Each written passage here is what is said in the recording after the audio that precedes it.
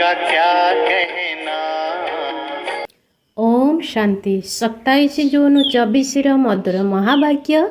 मिठे बाबा कहे, मिठे बच्चे तुमको शरीर ठारू अलगा होई बाबा निकट को जीवाकू हेब।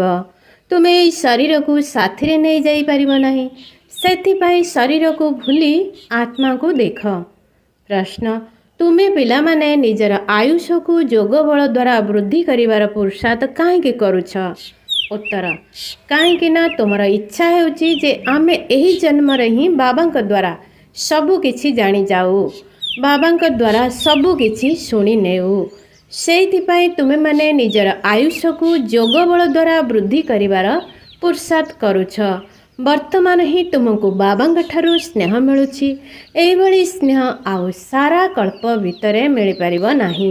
बाकी जेउ माने शरीर त्याग करी चाली जाइछन्ति सेमानक पई कुहाजिबो ड्रामा। सेमानकर सेतिकी ही पाठ थिला। ओम शांति।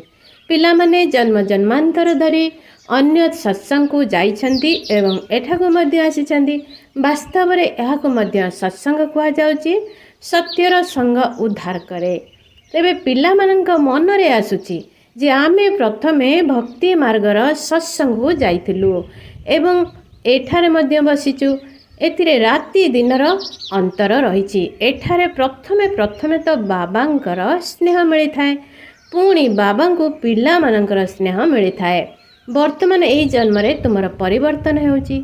तुमे माने जानि गलणी आमे आत्मा हटू, शरीर नुहे।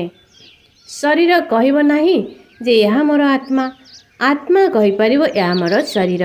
एबे पिला माने जानुछन्ति जन्म जन्मांतर धरी तो आमे साधु सन्थ महात्मा आदिंकर भक्ति करी आसीछु। आजिकाली पुणी फैशन होइछि साईं बाबा, मेहर बाबा। तेबे एमाने मध्य शरीरधारी अटंती ना। शारीरिक प्रेमर तो सुख मिली न थाए। एबे तुमर यह होछि आत्मिक प्रेम। एथिरे राति दिनर फरक रहिछि। एठारे तुमको ज्ञान मिलुछि। पूर्वर तो तुमे माने बिल्कुल अज्ञानी थिल। तुमे एबे जानुछ बाबा आसी आमको पाठ पढ़ाउछन्ति। से समस्तंकर पिता अटंती। पुरुष अथवा महिला समस्ते निजको आत्मा मने करुछन्ति। बाबा मध्य डाकुछन्ति, हे पिला माने। तेबे पिला माने मध्य प्रत्युत्तर देबे ना। एहा हेउछि बाबा एवं पिला मानकर मेला। पिला माने जानिछन्ति एहा बाबा एवं पिला मानकर आत्मा एवं परमात्मांकर मेला, जहा कि थरे मात्र होइथाए। तेणु पिला माने बाबा बाबा बोली कहउछन्ति। बाबा शब्द बहुत मधुर। बाबा कहवा मात्र के संपत्ति माने पड़िबो। तुमे तो छोट पिला नुह।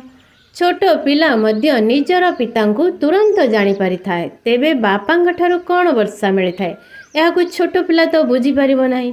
एठारे तुमे जानुछ जे आमे बाबांग पाखकु आसीछु। बाबा कहउछन्ति, हे पिला माने। तेबे एथिरे सबु पिला आसी जाउछन्ति। सबु आत्मा माने एठाकु अभिनय करिवा पई घरु अर्थात परम धामरु आसीछन्ति। किए केतेबेले अभिनय करिवा पई एठाकु आसुछन्ति ए कथा मध्य तुम बुद्धि रे अछि। जेउ ठारू आसुछन्ति सेठारे समस्तंगर विभाग अलगा अलगा रहिछि। पुणी अंतिम समय रे से माने समस्ते निज निजर विभाग को चली जिवे। ए सब मध्य ड्रामा रे निर्धारित रहिछि। बाबा काहाकू पठाउ नाहंती। एही ड्रामा स्वाभाविक अटे। प्रत्येक निज निजर धर्म को आसी जाउछन्ति। जेते बळ पर्यंत बुद्धंकर धर्म स्थापना न होइछि सेही धर्मर केही एठाकू आसी परिबे नाही। प्रथमे प्रथमे सूर्यवंशी चंद्रवंशी ही आसुचंती। जो माने बाबांक पाखरे भल भावरे पाठ पढ़ुचंती से माने क्रमानुसार सूर्यवंशी एवं चंद्रवंशी रे शरीर नेउछंती। सेठारे विकारर कोनोसी कथा रहिबो नाही। जोग बल द्वारा आत्मा आसी गर्भरे प्रवेश करिवो। ताहा द्वारा से माने बुझी जिवे जे मोर आत्मा आसी एही शरीर रे प्रवेश करिवो। वृद्ध माने जानि परिबे मोर आत्मा जोग बल आधार रे सेठारे शरीर नेब। मोर आत्मा एबे पुनर्जन्म नेउछि। सेठारे बापा मध्य जानिबे जे मो पाखकु मोर संतान आसीछि।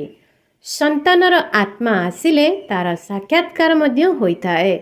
ସେମାନେ ଭାବନ୍ତି ଆମେ ଯାଇ ଅନ୍ୟ ଏକ ଶରୀରରେ ପ୍ରବେଶ କରିବୁ। ଏହିସବୁ ବିଚାର ଉଠିଥାଏ ନା। ସେଠିକାର କିଛି କାଇଦା ନିଶ୍ଚିନ୍ତ ଥିବ। କେତେ ବୟସରେ ପିଲା ଜନ୍ମ ହେବେ ସେଠାରେ ତ ନିୟମ ଅନୁସାରେ ସବୁକିଛି ଚାଲିଥାଏ ନା। ଆଗକୁ ଗଲେ ତୁମକୁ ଏସବୁର ଅନୁଭବ ହେବ, ସବୁ ଜଣାପଡ଼ିଯିବ। ଏପରି ନୁହେଁ ଯେ 15-20 ବର୍ଷରେ ପିଲା ଜନ୍ମ ହେବ ଯେପରି ଏଠାରେ ହେଉଛି। ନା, ସେଠାରେ 150 ବର୍ଷ ଆୟୁଷ ହୋଇଥାଏ। ତେଣୁ ପିଲାମାନେ ସେତେବେଳେ ଜନ୍ମ ହେବେ ଯେବେ ଅଧାରୁ ସାମାନ୍ୟ ଅଧିକ ବୟସର ହୋଇଯିବ। ସେହି ସମୟରେ ପିଲା ଜନ୍ମ ହୋଇଥାଏ। କାହିଁକି ନା ସେଠାରେ ଆୟୁଷ ଅଧିକ ହୋଇଥାଏ। ଗୋଟିଏ ପୁତ୍ର ତ ଜନ୍ମ ହୋଇଥାଏ, ପୁଣି କନ୍ୟା ସନ୍ତାନ ମଧ୍ୟ ଜନ୍ମ ନେବେ। ତାର କିଛି କାଇଦା ରହିଥିବ। ପ୍ରଥମେ ପୁତ୍ର ପରେ କନ୍ୟାର ଆତ୍ମା ଆସିଥାଏ। ବିବେକ କହୁଛି ପ୍ରଥମେ ପୁତ୍ର ଆସିବା ଦରକାର। ପ୍ରଥମେ ପୁତ୍ର ପରେ କନ୍ୟା ବା 8-10 ବର୍ଷ ବିଳମ୍ବରେ ଆସିବ। ଆଗକୁ ଗଲେ ତୁମକୁ ସେଠିକାର ନୀତି ନିୟମ କ'ଣ ସବୁ ସାକ୍ଷାତକାର ହେବ। ଏସବୁ ନୂଆ ଦୁନିଆର କଥା ଯାହାକି ବାବା ବୁଝାଉଛନ୍ତି। ବାବା ହିଁ ନୂଆ ଦୁନିଆର ସ୍ଥାପନାକର୍ତ୍ତା ଅଟନ୍ତି। ତେଣୁ ନୀତି ପ୍ରଥା ମଧ୍ୟ ନିଶ୍ଚିନ୍ତ ଭାବରେ ଶୁଣାଇ ଚାଲିବେ। ଆଗକୁ ଗଲେ ବହୁତ ଶୁଣାଇବେ ଏବଂ ସେତେବେଳେ ସାକ୍ଷାତକାର ମଧ୍ୟ ହୋଇ ଚାଲିବ। ପିଲା କିପରି ଜନ୍ମ ହେବେ ଏହା କୌଣସି ନୂଆ କଥା ନୁହେଁ। ତୁମେମାନେ ଏଇଭଳି ସ୍ଥାନକୁ ଯାଉଛ ଯେଉଁ ସ୍ଥାନକୁ କଳ୍ପ କଳ୍ପ ଯିବାକୁ ହିଁ ପଡ଼ିଥାଏ। ବୈକୁଣ୍ଠ ତ ଏବେ ନିକଟତର ହୋଇଗଲାଣି। ଏବେ ତୁମେ ବିଲକୁଲ ନିକଟରେ ଆସି ପହଞ୍ଚିଛ। ତୁମେ ଯେତେ ଜ୍ଞାନ ଯୋଗରେ ମଜବୁତ ହୋଇଯିବ ପ୍ରତି କଥା ତୁମକୁ ସେତେ ନିକଟତର ଦେଖାଯିବ। ଅନେକ ଥର ତୁମେ ଅଭିନୟ କରିଛ, ଏବେ ମଧ୍ୟ ତୁମକୁ ଜ୍ଞାନ ମିଳୁଛି ଯାହାକୁ ତୁମେ ସାଥିରେ ନେଇଯିବ। ସେଠାରେ କ'ଣ ନୀତି ନିୟମ ରହିବ ତାହା ତୁମେ ସବୁ ଜାଣିପାରିବ। ଆରମ୍ଭରୁ ତୁମକୁ ସବୁ ସାକ୍ଷାତକାର ହୋଇଥିଲା। ସେହି ସମୟରେ ତୁମେ କେବଳ ଅଲଫ ବେ ପଢ଼ୁଥିଲ। ପୁଣି ଶେଷ ସମୟରେ ମଧ୍ୟ ନିଶ୍ଚିନ୍ତ ସାକ୍ଷାତକାର ହେବା ଦରକାର। ସବୁ କଥା ବାବା ତୁମମାନଙ୍କୁ ଶୁଣାଉଛନ୍ତି। ତେଣୁ ସେସବୁ ଦେଖିବାର ଇଚ୍ଛା ତୁମର ଏଠାରେ ରହିବ। ଭାବିବେ ମୋର ଯେପରି ମୃତ୍ୟୁ ନ ହେଉ, ସବୁ କିଛି ଦେଖିକରି ଯିବି। କିନ୍ତୁ ଆୟୁଷ ବଢ଼ାଇବା ପାଇଁ ଯୋଗବଳ ଦରକାର, ଯାହାଦ୍ୱାରା ବାବାଙ୍କ ଠାରୁ ସବୁ କିଛି ଶୁଣିପାରିବ, ସବୁ କିଛି ଦେଖିପାରିବ। ଯିଏ ପୂର୍ବରୁ ଚାଲି ଯାଇଛନ୍ତି ତାଙ୍କର ଚିନ୍ତନ କରିବା ଦରକାର ନାହିଁ। ଏସବୁ ଡ୍ରାମାର ପାର୍ଟ ଅଟେ। ବାବାଙ୍କ ଠାରୁ ଅଧିକ ସ୍ନେହ ନେବା ତାଙ୍କର ଭାଗ୍ୟରେ ନଥିଲା। କାହିଁକି ନା ତୁମେ ଯେତିକି ଯେତିକି ଯୋଗ୍ୟ ସେବାଦାରୀ ହେଉଛ ସେତିକି ତୁମେ ବାବାଙ୍କୁ ବହୁତ ପ୍ରିୟ ଲାଗୁଛ। ତେଣୁ ତୁମେ ଯେତେ ସେବା କରୁଛ, ଯେତେ ବାବାଙ୍କ ସ୍ମୃତିରେ ରହୁଛ, ସେତେ ତୁମର ୟାଦ ସ୍ଥାୟୀ ହୋଇ ରହୁଛି। ଏହାଦ୍ୱାରା ତୁମକୁ ବହୁତ ମଜା ଆସିବ। ଏବେ ତୁମେ ଈଶ୍ୱରୀୟ ସନ୍ତାନ ହେଉଛ। ବାବା କହୁଛନ୍ତି ତୁମେ ଆତ୍ମାମାନେ ମୋ ପାଖରେ ଥିଲ ନା। ଭକ୍ତି ମାର୍ଗରେ ମୁକ୍ତି ପାଇଁ ବହୁତ ପରିଶ୍ରମ କରିଥାନ୍ତି। ତେବେ ଏମାନେ ଜୀବନ ମୁକ୍ତି କ'ଣ ଜାଣିନାହାନ୍ତି। ଏହା ବହୁତ ରମଣୀୟ ଜ୍ଞାନ ଅଟେ। ସେଇଥିପାଇଁ ଏହି ଜ୍ଞାନ ପ୍ରତି ବହୁତ ସ୍ନେହ ରହୁଛି। ଶିବ ବାବା ପିତା ସହିତ ଶିକ୍ଷକ ସଦ୍ଗୁରୁ ମଧ୍ୟ ଅଟନ୍ତି। ବାବା ସତ୍ୟ ସୁପ୍ରିମି ବାବା ଅଟନ୍ତି, ଯିଏକି ଆମକୁ 21 ଜନ୍ମ ପାଇଁ ସୁଖ ଧାମକୁ ନେଇଯାଉଛନ୍ତି। ଆତ୍ମା ହିଁ ଦୁଃଖୀ ହୋଇଥାଏ। ସୁଖ ଦୁଃଖ ଆତ୍ମା ହିଁ ଅନୁଭବ କରିଥାଏ। ସେଥିପାଇଁ ପୁଣ୍ୟ ଆତ୍ମା ପାପ ଆତ୍ମା ବୋଲି କୁହାଯାଉଛି। ଏବେ ବାବା ଆମକୁ ସବୁ ଦୁଃଖରୁ ଉଦ୍ଧାର କରିବା ପାଇଁ ଆସିଛନ୍ତି। ଏବେ ତୁମମାନଙ୍କୁ ବେହେଦକୁ ଯିବାକୁ ହେବ। ସେଠାରେ ସମସ୍ତେ ସୁଖୀ ହେବ। ସାରା ଦୁନିଆ ହିଁ ସୁଖୀ ହୋଇଯିବ। ଡ୍ରାମାରେ ଏଭଳି ପାର୍ଟ ରହିଛି, ଏହାକୁ ମଧ୍ୟ ତୁମେମାନେ ଜାଣିଗଲଣି। ତେଣୁ ତୁମେ କେତେ ଖୁସିରେ ରହୁଛ। ବାବା ଆସିଛନ୍ତି ଆମକୁ ସ୍ୱର୍ଗକୁ ନେଇଯିବା ପାଇଁ। ଆମ ସମସ୍ତ ଆତ୍ମାମାନଙ୍କୁ ବାବା ସ୍ୱର୍ଗକୁ ନେଇଯିବେ। ବାବା ଧୈର୍ଯ୍ୟ ଦେଉଛନ୍ତି। ମିଠା ମିଠା ପିଲାମାନେ, ମୁଁ ତୁମକୁ ସବୁ ଦୁଃଖରୁ ଦୂର କରିବା ପାଇଁ ଆସିଛି। ତେଣୁ ଏଇଭଳି ବାବାଙ୍କ ପ୍ରତି କେତେ ସ୍ନେହ ରହିବା ଦରକାର। ତୁମକୁ ସବୁ ସମ୍ବନ୍ଧ ଦୁଃଖ ଦେଇଛି। ଏମାନେ ଦୁଃଖଦାୟୀ ସନ୍ତାନ ଅଟନ୍ତି। ତୁମେ ଦୁଃଖୀ ହୋଇ ଦୁଃଖର କଥା ହିଁ ଶୁଣି ଆସିଛ। ଏବେ ବାବା ସବୁ କଥା ବୁଝାଉଛନ୍ତି। ବାବା ତୁମକୁ ଅନେକ ଥର ବୁଝାଇ ଚକ୍ରବର୍ତ୍ତୀ ରାଜା କରିଛନ୍ତି। ତେବେ ଯେଉଁ ବାବା ଆମକୁ ଏଇଭଳି ସ୍ୱର୍ଗର ମାଲିକ କରୁଛନ୍ତି ତାଙ୍କ ପ୍ରତି କେତେ ସ୍ନେହ ରହିବା ଦରକାର। ଏବେ ଏକମାତ୍ର ବାବାଙ୍କୁ ହିଁ ତୁମେ ମନେ ପକାଉଛ। ବାବାଙ୍କ ବ୍ୟତୀତ ଆଉ କାହା ସହିତ ତୁମର ସମ୍ବନ୍ଧ ନାହିଁ। ଏ କଥା ମୁଁ ଆତ୍ମାକୁ ହିଁ ବୁଝାଉଛି। ଆମେ ପରମପିତା ପରମାତ୍ମାଙ୍କର ସନ୍ତାନ ଅଟୁ। ବର୍ତ୍ତମାନ ଯେପରି ଆମକୁ ରାସ୍ତା ମିଳିଯାଉଛି, ତେଣୁ ଅନ୍ୟମାନଙ୍କୁ ମଧ୍ୟ ସୁଖର ରାସ୍ତା ବତାଇବାକୁ ହେବ। ତୁମକୁ କେବଳ ଅଧା କଳ୍ପ ପାଇଁ ନୁହେଁ, 3/4 ସୁଖ ମିଳୁଛି। ତୁମ ପାଖରେ ମଧ୍ୟ ଅନେକ ସମର୍ପିତ ହେଉଛନ୍ତି, କାହିଁକି ନା ତୁମେ ସମସ୍ତଙ୍କୁ ବାବାଙ୍କର ସନ୍ଦେଶ ଦେଇ ତାଙ୍କର ସବୁ ଦୁଃଖ ଦୂର କରି ଦେଉଛ। ତେଣୁ ତୁମେ ଜାଣୁଛ ଏହାଙ୍କୁ ବ୍ରହ୍ମାଙ୍କୁ ମଧ୍ୟ ଏହି ଜ୍ଞାନ ପରମପିତା ପରମାତ୍ମାଙ୍କ ଠାରୁ ମିଳୁଛି।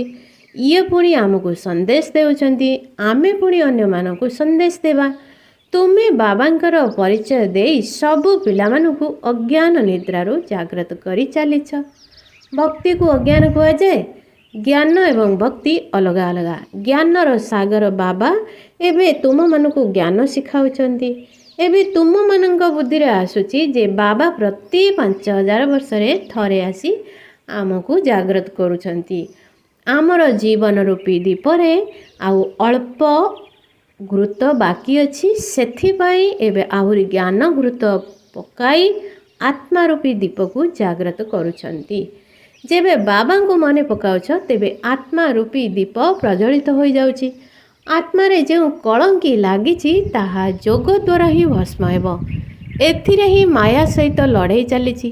ଏ କଥା ମାୟା ବାରମ୍ବାର ଭୁଲାଇ ଦେଉଛି। ତେଣୁ ପାପ ଭସ୍ମ ହେବା ପରିବର୍ତ୍ତେ ଆହୁରି ବଢ଼ି ଚାଲିଛି, ଅର୍ଥାତ୍ ଯେତିକି ପାପ କଟୁଛି କେତେ ବି ତାଠାରୁ ଅଧିକ ହୋଇଯାଉଛି। ବାବା କହୁଛନ୍ତି, ପିଲାମାନେ ମୋତେ ମନେ ପକାଇଲେ ତୁମର ପାପ ଭସ୍ମ ହେବ। ସେଥିପାଇଁ ବହୁତ ପରିଶ୍ରମ କରିବାକୁ ପଡ଼ିବ। ଶରୀରର ଆକର୍ଷଣ ଯେପରି ନ ରହୁ, ତେଣୁ ତୁମେମାନେ ଦେହୀ ଅଭିମାନୀ ହୁଅ। ଆମେ ଆତ୍ମା ଅଟୁ। ବାବାଙ୍କ ପାଖକୁ ଶରୀର ସହିତ ତ ଯାଇପାରିବୁ ନାହିଁ, ଶରୀରରୁ ଅଲଗା ହୋଇ ହିଁ ଯିବାକୁ ହେବ। ଆତ୍ମିକ ଦୃଷ୍ଟି ଦ୍ୱାରା ପାପ କଟିବ, ଶରୀରକୁ ଦେଖିଲେ ପାପ ବଢ଼ିବ। କେତେବେଳେ ପାପ କଟୁଛି, କେତେବେଳେ ବଢ଼ୁଛି, ଏଇଭଳି ହୋଇ ଚାଲିଛି। କେବେ ତଳକୁ କେବେ ଉପରକୁ। ଏହା ବଡ଼ ଜଟିଳ ରାସ୍ତା ଅଟେ। ଏଇଭଳି ଭାବରେ ଅନ୍ତିମ ସମୟରେ ତୁମେ କର୍ମାତୀତ ଅବସ୍ଥାକୁ ପ୍ରାପ୍ତ କରିବ। ମୁଖ୍ୟ ରୂପେ ପ୍ରତ୍ୟେକ କଥାରେ ଆଖି ହିଁ ଧୋକା ଦେଇଥାଏ। ସେଇଥିପାଇଁ ଶରୀରକୁ ଦେଖ ନାହିଁ। ଆମର ବୁଦ୍ଧି ସବୁବେଳେ ଶାନ୍ତିଧାମ ଏବଂ ସୁଖଧାମରେ ରହିଥିବା ଦରକାର। ପୁଣି ଦୈବୀ ଗୁଣ ମଧ୍ୟ ଧାରଣ କରିବାକୁ ହେବ। ଶୁଦ୍ଧ ଭୋଜନ ମଧ୍ୟ ଖାଇବା ଉଚିତ। ଦେବତାମାନଙ୍କର ଭୋଜନ ପବିତ୍ର ଅଟେ। ବିଷ୍ଣୁଙ୍କ ଠାରୁ ବୈଷ୍ଣବ ଶବ୍ଦ ଆସିଛି। ଦେବତାମାନେ କ'ଣ କେବେ ଖରାପ ଜିନିଷ ଖାଉଥିବେ? ବିଷ୍ଣୁଙ୍କର ମନ୍ଦିରକୁ ନରନାରାୟଣ ମନ୍ଦିର ମଧ୍ୟ କହିଥାନ୍ତି। ତେବେ ଲକ୍ଷ୍ମୀ ନାରାୟଣ ତ ସ୍ଥୂଳ ଶରୀରଧାରୀ ହେଲେ ନା, ତେଣୁ ତାଙ୍କର 4 ଭୁଜା ରହିବା ଉଚିତ ନୁହେଁ। କିନ୍ତୁ ଭକ୍ତି ମାର୍ଗରେ ତାଙ୍କୁ ମଧ୍ୟ 4 ଭୁଜା ଦେଇଛନ୍ତି। ଏହାକୁ ହିଁ ବେଦର ଅଜ୍ଞାନତା କୁହାଯାଉଛି। ଭାବୁନାହାନ୍ତି ଯେ 4 ଭୁଜାଧାରୀ କୌଣସି ମନୁଷ୍ୟ ତ ହୋଇପାରିବେ ନାହିଁ। ସତ୍ୟ ଯୁଗରେ ମଧ୍ୟ 2 ଭୁଜାଧାରୀ ମନୁଷ୍ୟ ହିଁ ରହିବେ। ବ୍ରହ୍ମାଙ୍କର ମଧ୍ୟ 2ଟି ଭୁଜା ରହିଛି। ବ୍ରହ୍ମାଙ୍କର କନ୍ୟା ସରସ୍ୱତୀ ତାଙ୍କୁ ମିଶାଇ 4 ଭୁଜା ଦେଖାଇଛନ୍ତି। ସରସ୍ୱତୀ ବ୍ରହ୍ମାଙ୍କର ସ୍ତ୍ରୀ ନୁହନ୍ତି, ଇଏ ତ ପ୍ରଜାପିତା ବ୍ରହ୍ମାଙ୍କର କନ୍ୟା ଅଟନ୍ତି। ଯେତେ ଯେତେ ସନ୍ତାନ ପୋଷ୍ୟ ହୋଇ ଚାଲିଛନ୍ତି, ସେତିକି ସେତିକି ତାଙ୍କର ଭୁଜା ବଢ଼ି ଚାଲିଛି। ବ୍ରହ୍ମାଙ୍କର ହିଁ 108 ଭୁଜା ଅଛି ବୋଲି କହୁଛନ୍ତି। ବିଷ୍ଣୁ ବା ଶଙ୍କରଙ୍କର କହୁନାହାନ୍ତି। ବ୍ରହ୍ମାଙ୍କର ବହୁତ ଭୁଜା ରହିଛି। ଭକ୍ତି ମାର୍ଗରେ ତ କିଛି ବି ବୁଝୁ ନଥିଲେ। ବାବା ଆସି ପିଲାମାନଙ୍କୁ ବୁଝାଉଛନ୍ତି। ତୁମେ କହୁଛ ବାବା ଆସି ଆମକୁ ବୁଦ୍ଧିମାନ କରୁଛନ୍ତି। ମନୁଷ୍ୟମାନେ କହୁଛନ୍ତି ଆମେ ଶିବଙ୍କର ଭକ୍ତ ଅଟୁ। ଆଚ୍ଛା, ତୁମେ ଶିବଙ୍କୁ କ'ଣ ବୋଲି ଭାବୁଛ? ଏବେ ତୁମେ ଜାଣୁଛ ଶିବ ବାବା ସବୁ ଆତ୍ମାଙ୍କର ପିତା ଅଟନ୍ତି, ସେଥିପାଇଁ ତାଙ୍କର ପୂଜା କରୁଛନ୍ତି। ବାବା ମୁଖ୍ୟ କଥା କହୁଛନ୍ତି, ମୋତେ ମନେ ପକାଅ। ତୁମେ ଡାକୁଛ, ହେ ପତିତ ପାବନ ଏଠାକୁ ଆସ, ଆସି ଆମକୁ ପବିତ୍ର କର। ସମସ୍ତେ ପତିତ ପାବନ ସୀତାରାମ ବୋଲି ଡାକିବାରେ ଲାଗିଛନ୍ତି। ଇଏ ମଧ୍ୟ ପତିତ ପାବନ ସୀତାରାମ ବୋଲି ଗୀତ ଗାଉଥିଲେ। ବାବା ବ୍ରହ୍ମା କ'ଣ ଜାଣିଥିଲେ କି ବାବା ସ୍ୱୟଂ ଆସି ତାଙ୍କ ଶରୀରରେ ପ୍ରବେଶ କରିବେ? କେତେ ଆଶ୍ଚର୍ଯ୍ୟର କଥା ନା। କେବେ ସ୍ୱପ୍ନରେ ମଧ୍ୟ ଏହି କଥା ନଥିଲା। ପ୍ରଥମତଃ ଆଶ୍ଚର୍ଯ୍ୟ ହେଉଥିଲେ ଯେ ଏହା କ'ଣ ହେଉଛି, ମୁଁ କାହାକୁ ଦେଖୁଛି? ତେବେ ବସୁ ବସୁ ତାଙ୍କ ପ୍ରତି ଆକର୍ଷଣ ହୋଇଯାଉଛି। ଏହା କ'ଣ ହେଉଛି? ଶିବ ବାବା ତାଙ୍କୁ ଆକର୍ଷିତ କରୁଥିଲେ। ସମ୍ମୁଖରେ ବସିଲେ ଧ୍ୟାନରେ ଚାଲି ଯାଉଥିଲେ। ତେଣୁ ଆଶ୍ଚର୍ଯ୍ୟ ହେଉଥିଲେ, ଏସବୁ କ'ଣ ହେଉଛି? ଏହିସବୁ କଥାକୁ ବୁଝିବା ପାଇଁ ପୁଣି ଏକାନ୍ତର ଆବଶ୍ୟକତା ରହିଛି। ତେଣୁ ବୈରାଗ ଆସିବାକୁ ଲାଗିଲା। କୁଆଡ଼େ ଯିବି? ଆଚ୍ଛା, ବନାରସ ଯାଉଛି। ଏହା ତାଙ୍କର ଆକର୍ଷଣ ଥିଲା, ଯାହା ତାଙ୍କୁ କରାଉଥିଲେ। ତେଣୁ ଏତେ ବଡ଼ ବ୍ୟବସାୟୀ ଛାଡ଼ି ଚାଲିଗଲେ। ବିଚରା ସେମାନଙ୍କୁ କ'ଣ ଜଣାଥିଲା କି ବନାରସ କାହିଁକି ଯାଉଛନ୍ତି? ସେଠାରେ ବଗିଚାରେ ଯାଇ ରହିଲେ। ହାତରେ ପେନସିଲ ଧରି କାନ୍ଥରେ ଚକ୍ର ତିଆରି କରୁଥିଲେ। ବାବା କ'ଣ କ'ଣ ସବୁ କରାଉଥିଲେ, କିଛି ବି ଜଣାପଡ଼ୁନଥିଲା। ରାତ୍ରିରେ ନିଦ୍ରା ଆସିଲେ ଭାବୁଥିଲେ କୁଆଡ଼େ ଉଡ଼ି ଯାଉଛି, ପୁଣି ଯେମିତି ତଳକୁ ଆସିଯାଉଥିଲେ। କିଛି ଜଣାପଡ଼ୁନଥିଲା କ'ଣ ହେଉଛି। ଆରମ୍ଭରୁ କେତେ ସାକ୍ଷାତକାର ହେଉଥିଲା। କନ୍ୟାମାନେ ବସୁ ବସୁ ଧ୍ୟାନରେ ଚାଲି ଯାଉଥିଲେ। ତୁମେମାନେ ମଧ୍ୟ ବହୁତ କିଛି ଦେଖିଛ। ତୁମେ କହୁଛ ଯାହା ଆମେ ଦେଖୁଛୁ ତାହା ତୁମେ ଦେଖିପାରିବ ନାହିଁ। ପୁଣି ଅନ୍ତିମ ସମୟରେ ମଧ୍ୟ ବାବା ବହୁତ ସାକ୍ଷାତକାର କରାଇବେ, କାହିଁକି ନା ସତ୍ୟଯୁଗ ନିକଟତର ହୋଇ ଆସିଥିବ। ଆଚ୍ଛା, ମିଠେ ମିଠେ ଶିଖିଲ ଦେ ସନ୍ତାନମାନଙ୍କ ପ୍ରତି ମାତା ପିତା ବାପଦାଦାଙ୍କର ମଧୁର ସ୍ନେହ ସମ୍ପନ୍ନ ଶୁଭେଚ୍ଛା ଏବଂ ସୁପ୍ରଭାତ। ଆତ୍ମିକ ପିତାଙ୍କର ଆତ୍ମିକ ସନ୍ତାନମାନଙ୍କୁ ନମସ୍ତେ। ଆତ୍ମିକ ସନ୍ତାନମାନଙ୍କର ଆତ୍ମିକ ମାତା ପିତା ବାପଦାଦାଙ୍କୁ ନମସ୍ତେ ନମସ୍ତେ ନମସ୍ତେ। ଧାରଣା ପାଇଁ ମୁଖ୍ୟ ସାର 1. ବାବାଙ୍କର ସନ୍ଦେଶ ଶୁଣାଇ ସମସ୍ତଙ୍କର ଦୁଃଖ ଦୂର କରିବାକୁ ହେବ। ସମସ୍ତଙ୍କୁ ସୁଖର ରାସ୍ତା ବତାଇବାକୁ ହେବ। ସମସ୍ତେ ସୀମା ଭିତରୁ ଊର୍ଦ୍ଧ୍ୱକୁ ଉଠି ବେହେଦକୁ ଯିବାକୁ ହେବ। 2. ଅନ୍ତିମ ସମୟର ସମସ୍ତ ସାକ୍ଷାତକାର କରିବା ପାଇଁ ତଥା ବାବାଙ୍କଠାରୁ ସ୍ନେହର ପାଳନା ନେବା ପାଇଁ ଜ୍ଞାନ ଯୋଗରେ ମଜବୁତ ହେବାକୁ ପଡ଼ିବ। ଅନ୍ୟମାନଙ୍କ କଥା ଚିନ୍ତନ ନ କରି ଯୋଗ ବଳ ଦ୍ୱାରା ନିଜର ଆୟୁଷକୁ ବଢ଼ାଇବାକୁ ହେବ।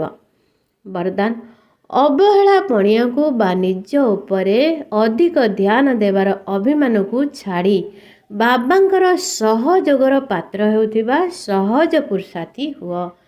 କେତେକ ପିଲା ସାହସର ସହିତ ପୁରୁଷାର୍ଥ କରିବା ପରିବର୍ତ୍ତେ ଅବହେଳା ପଣିଆ କାରଣରୁ ଅଭିମାନରେ ଆସିଯାଉଛନ୍ତି ଯେ ମୁଁ ତ ସର୍ବଦା ପାତ୍ର ହିଁ ଅଟେ, ବାବା ମୋତେ ସାହାଯ୍ୟ କରିବେ ନାହିଁ ତ ଆଉ କାହାକୁ ସାହାଯ୍ୟ କରିବେ। ଏହିଭଳି ଅଭିମାନ ଥିବା କାରଣରୁ ପ୍ରଥମେ ସାହସର ସହିତ ପ୍ରଥମ ପାଦର ଉଠାଇବାର ବିଧିକୁ ଭୁଲି ଯାଉଛନ୍ତି।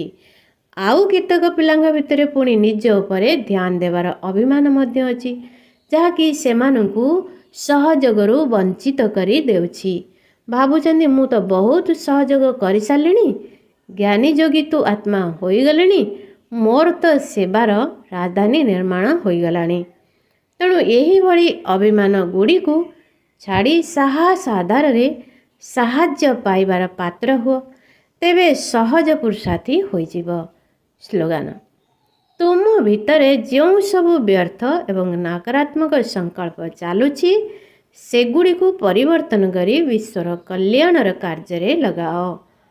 ଓମ୍ ଶାନ୍ତି।